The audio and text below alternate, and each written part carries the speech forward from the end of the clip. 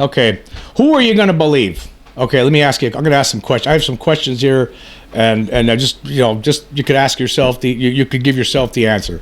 Who are you going to believe? Okay, in 1994, there were at least 62 school children, elementary school children, who during a recess in Zimbabwe at a school called Ariel School in Zimbabwe, in Africa, right? They're outside of a bright sunny day. They saw a flying saucer landing.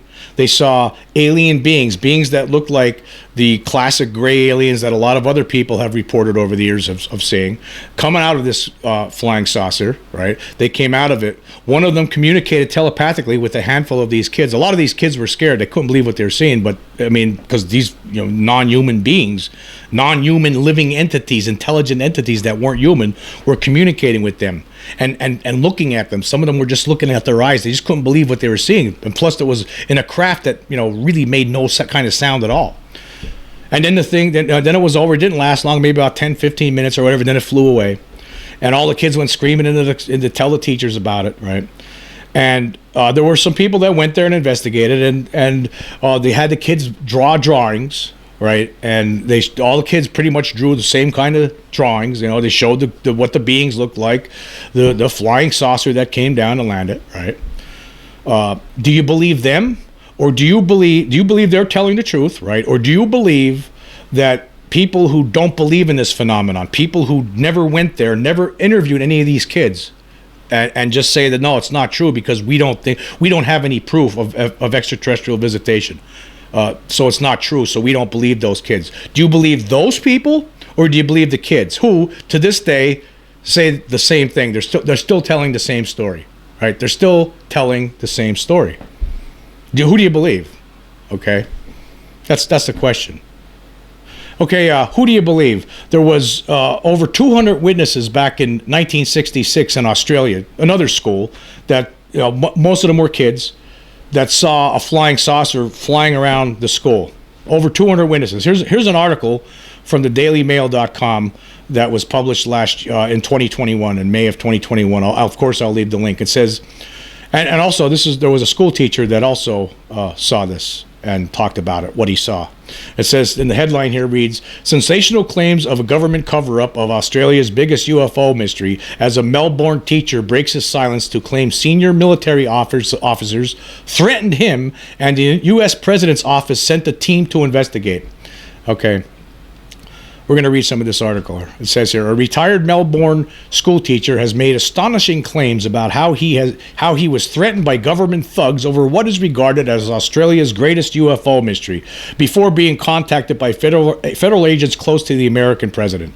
On April 6, 1966, about 200 Westall High School students, teachers, and Clayton South residents witnessed a large silver cigar-shaped flying saucer hover above the school's oval and the nearby Grange Reserve. The incident has been recounted before, immortalized in UFO-shaped play equipment for kids to climb on at the reserve, and even retold in a documentary. But one of the teachers who witnessed the extraordinary events has since revealed new details of what happened next.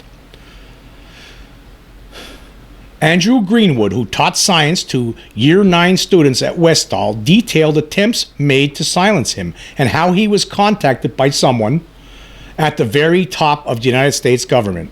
I saw a craft, a mechanical object intelligently controlled, hovering above me, Mr. Greenwood told a 7 News Spotlight documentary, which airs on Sunday and features several other witnesses. Now, this aired a while ago, and actually you can watch the video for this documentary online on YouTube.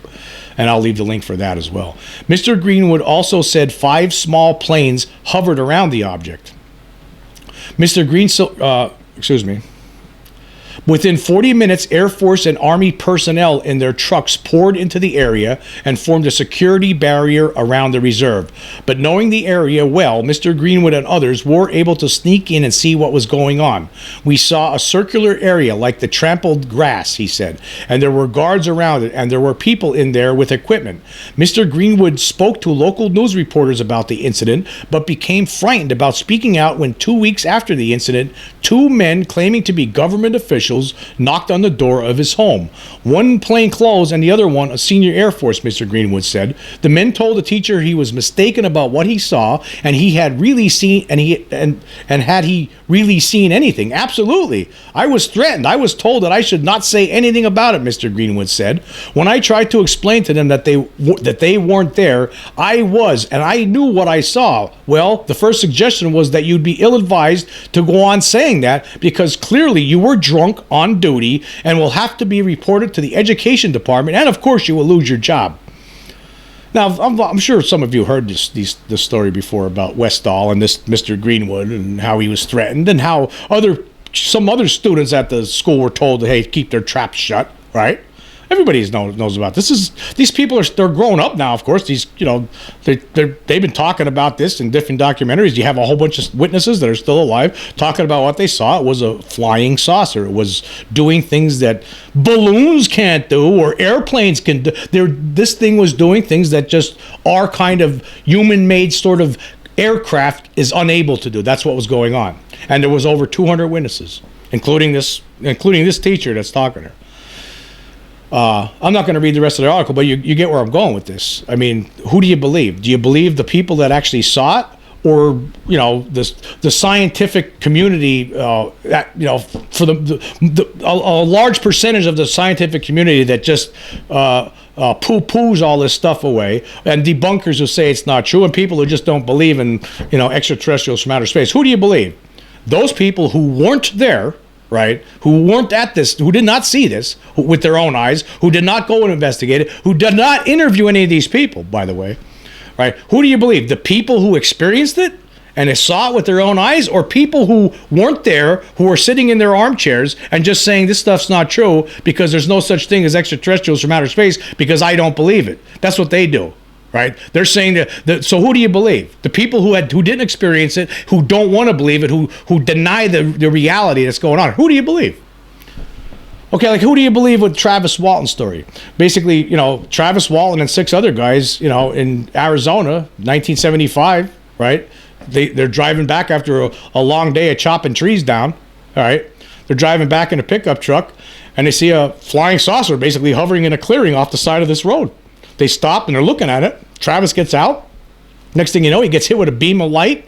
The guys were all scared. They took off in the truck, and then they realized, we better go back and see if Travis is all right. They went back, and he was gone. And he was gone for like a week. He was disappeared for a week. The police thought they killed him. They eventually all took lie detector tests. They all passed. Travis took them too. They all passed. But yet there's people out there, right, who weren't there, right, who say that it's not true because they don't believe it. The people who say that it's not true, they don't believe it. They don't believe in extraterrestrial. They don't believe that there's an alien presence here. They just don't believe it. Who do you believe?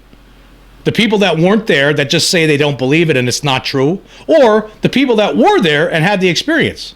Right? Hey, Travis Walton, he remembered seeing actual alien beings. He was inside some sort of a craft and he saw alien beings. Who do you believe? Who do you believe? Travis Walton or people who weren't there? Right? I mean, it's as simple as that. Who do you believe? I know who I believe. I believe Travis Walton and his friends, who for all these years have been telling the same story. Right? The Pascagoula UFO incident, 1973. 2 guys are fishing on a pier on the river in Pascagoula, Mississippi. Right, in the evening. All of a sudden, a saucer shows up. Right. Flying saucer shows up, lands behind them. So 3 like robotic-like beings get out of this contraption, and these guys, for some reason, they all of a sudden they can't move. They can't move at all. They're paralyzed, and these beings drag them into the ship and then do an examination on them. They're some strange examination, and then they're dragged back off the ship. And then these 2 guys, they go to the cops and they tell them this. At first, they didn't want to tell anybody because they were afraid nobody was going to believe them. But then they felt like they had to tell. They felt like maybe if we don't tell it, so this could happen to somebody else maybe. So they went and they told the cops. And they told the same story for over. It was Calvin Parker and Charles Hickson. Now Charles Hickson has since died. Calvin Parker is still alive, right? But they both been telling the same. They both told the same story, Charles Hickson told that same story just his entire life, right? Same story. his entire life. He told the same story. He was there. But yet there's people out there who don't believe them because they don't believe in extraterrestrial. They don't believe in aliens coming here. Who do you believe? The people that actually experienced it, that have been that told this story for their entire lives, or people who weren't there, who they just can't accept it. They just don't want to believe it. Who do you believe? It's coming down to this. This is what it comes down to. It comes down to basically there's a line between stupidity and intelligence. And I think that I think intelligent people believe the people that when people are telling you something like this, especially when you have multiple witnesses, right? And all the cases that I'm talking about here, there's multiple witnesses involved here. I mean, it becomes undeniable, right? I mean, it should be. I mean, anyone who has an intelligent brain in their heads, especially now, is when you look at all these stories have survived decades, and the stories never change. The stories are always have been the same. Travis Wallen has been telling the same story. If you listen to him now, he's telling the same story now. He's telling back in 1975. I mean, all those kids, right, that were at the Ariel School in 1994, you heard them talk. You see the interviews. You actually see videotaped interviews of them telling what happened, right? And now you hear them as they're adults telling the same story. Who do you believe? Do you believe them, or do you believe somebody who wasn't there, who never investigated it, and sits back in an armchair, right, and just says they don't believe it because they don't think they just can't accept the idea that there's an extraterrestrial presence here? Let me tell you something, there is. Because you know what? I saw one of these beings too. I encountered one of these beings when I was a child, right? In 1977. One of these beings was in my room, right? I didn't know what it was. It took me 10 years to figure out that it was an alien. I didn't know. I thought it was a demon from hell. That's what I thought it was, right? But it took me 10 years to figure out it was an alien. I didn't realize that there was a such thing as alien abductions and all that kind of stuff until like 10 years after the event. And in 1994, I saw a flying saucer up close and personal. There was another witness there too. I saw it. It was there. I mean, you just saw it. It was unbelievable, but yeah, but it was real.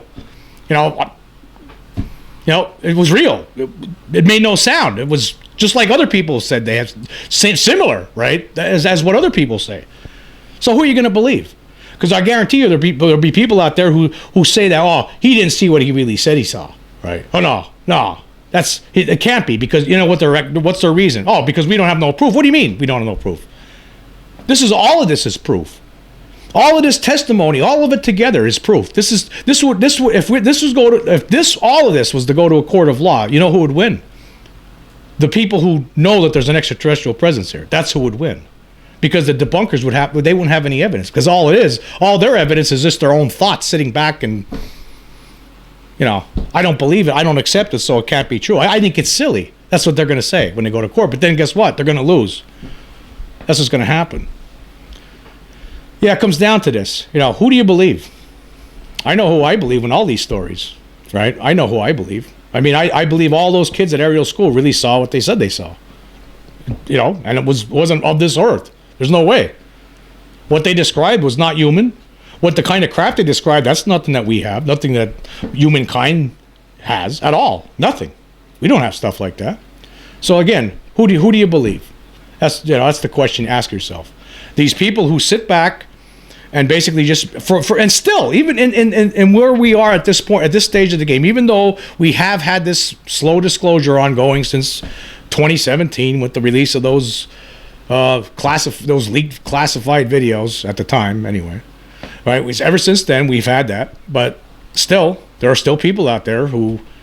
They just can't, they're having trouble accepting it. But let me tell you something, it's real. There's something really out there. There's something here. There's a presence here that's not human, that's interacting with humans. And what they're up to, I don't know. We could talk about that, and we could speculate all we want, but we don't even know how many different ones are coming here or are here. There's a presence that actually seems to be here all the time. All right, they're up to something. And it's real. And these people that say it's not real, they're dummies. They have done no research, and they can't accept the reality because they don't want to. They don't like it. But who are you going to believe? Them or the people that are telling you what happened? Right? That's the question. Anyway, until next time.